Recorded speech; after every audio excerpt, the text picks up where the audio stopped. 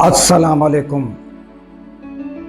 आसमा Jahangir conference गुज़श्ता रोज़ मुनक़्क़द हुई। उसमें मशहूर एंकर हामिद मीर उन्होंने भी अपने ख़यालात का इज़हार किया और उन्होंने जो कुछ कहा वो आप सुनिए। बड़ी जुर्रत के साथ उन्होंने बड़ी सच पर मबनी जो बातें हैं और ताज़ा तरीन जो सूरत हाल है वो भी उन्होंने बताई, और सहाफ़ियों की क्या पोजीशन है वो भी, सियासी सूरत हाल और सियासतदानों की क्या सूरत हाल है वो भी बताई। आइए सुनते हैं।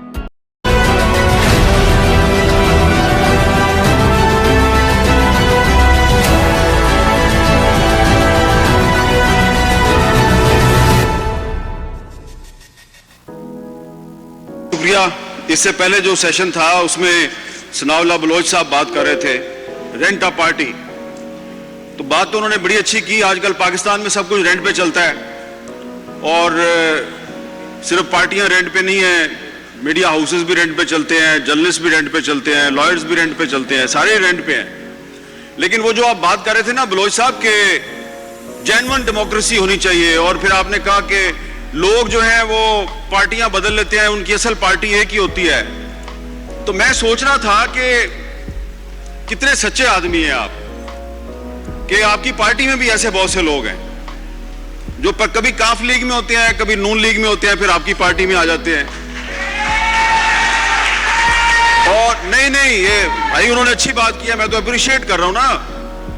और अभी ये जो बलूचिस्तान में नई हुकूमत बनी है, इसमें जो कैबिनेट आई है, आप देखें कि उस कैबिनेट में जो मिनिस्टर साहिबान हैं, यही मिनिस्टर जो है इससे पिछली हुकूमत में भी मिनिस्टर थे, वो उससे पिछली हुकूमत में भी मिनिस्टर थे, उससे पिछली हुकूमत में भी मिनिस्टर थे।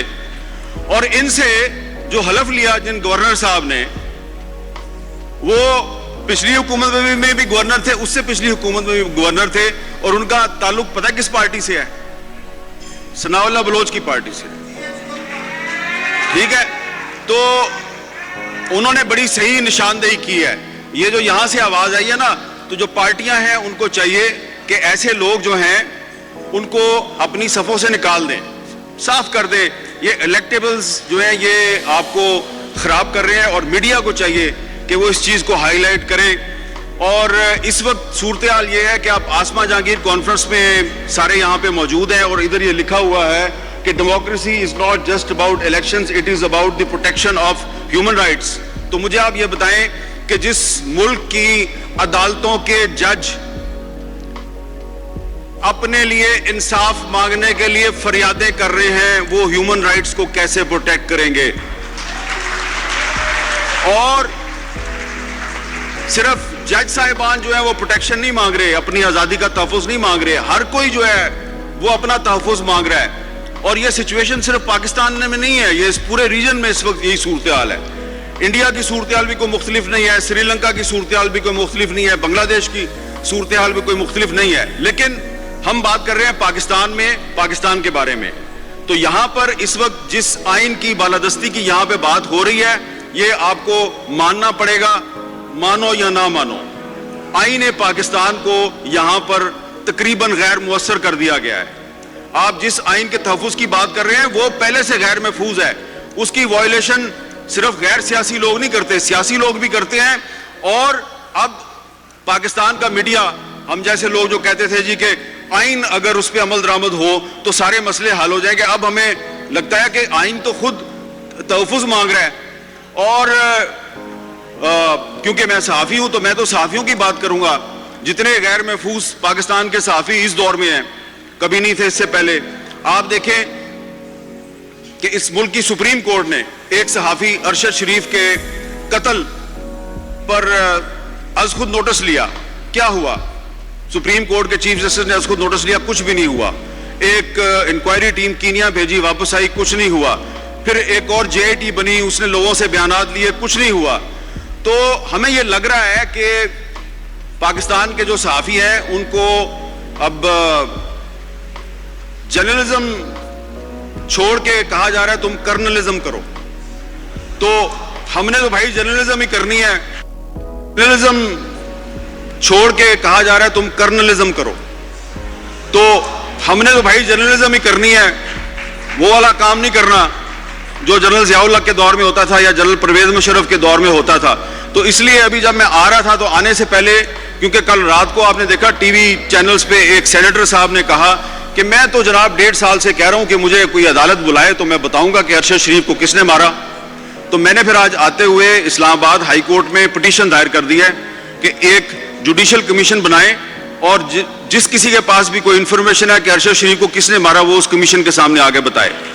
तो अब देखते हैं कि अरशद शरीफ का जो कत्ल है उसका कोई जिम्मेदार जो है वो सामने आता या नहीं आता। और दूसरी बात यह है कि यहाँ पे आगे तकरीरें करना बड़ा आसान है, लेकिन ये जो लोग ये कॉन्फ्रेंस ऑर्गेनाइज करते हैं उनके मसाइल को भी समझें।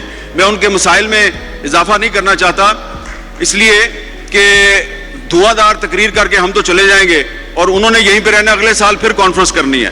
तो वो सनाउल्लाह बलोच साहब कह रहे थे ना कि आप एक कॉन्फ्रेंस ना किया करें, 2 या 3 किया करें। तो आप भी पहले सिर्फ एक पार्टी नहीं, जिन पार्टियों के लीडरों ने यहाँ पे आके तकरीरें की हैं वो अपनी अपनी पार्टियों से 2 या 3 उन लोगों को निकालें और फिर अगले साल आए। तो इसलिए हमने अब यह फैसला किया है कि हमें तकसीम कर दिया गया है, हम एक दूसरे पे एतमाद नहीं करते। अरशद शरीफ का जो कत्ल का मुकदमा है उसको हम टेक अप करने में, उस पर कोई तहरीक चलाने में कामयाब नहीं हुए, लिहाजा हमने अब फैसला किया है कि अब किसी और के पास नहीं जाना। अब हम जो आप लोग कहते हैं ना ये टीवी एंकर जो है ये बात क्यों नहीं करते, टीवी एंकर ने वो बात क्यों नहीं की, तो आपको तो पता है भाई हम तो पॉलिसी मेकर नहीं है, चैनल किसी और का है, हम तो उसमें बैठ के बात कर रहे होते हैं। तो अगर वो हमें ऑफर कर दें तो हम क्या कर सकते हैं। तो इसलिए अब हमने फैसला किया है कि टीवी एंकर्स का एक एक्शन फोरम बनाया जाएगा और जिस टीवी एंकर्स को कहीं से कोई कॉल आएगी या उसको डिक्टेशन देगी उसकी अपनी मैनेजमेंट या कोई बाहर से, तो हम लोग जो है वो पब्लिक में आके आपको बताया करेंगे। तो नाज़रीन, आपने हामिद मीर की जो है वो गुफ्तगू इज़हार ख्याल सुना और उन्होंने जो ताज़ा तरीन सूरत हाल, मुल्की सूरत हाल बताई, और इसके साथ ही दीजिए इजाज़त। अल्लाह ताला पाकिस्तान की खैर फरमाए, पाकिस्तान की सरहदों की खैर फरमाए और पाकिस्तान की सरहदों पर मामूर हमारे जवानों को अल्लाह ताला शाद व आबाद रखे, क्योंकि जब हम सो रहे होते हैं वो जाग रहे होते हैं।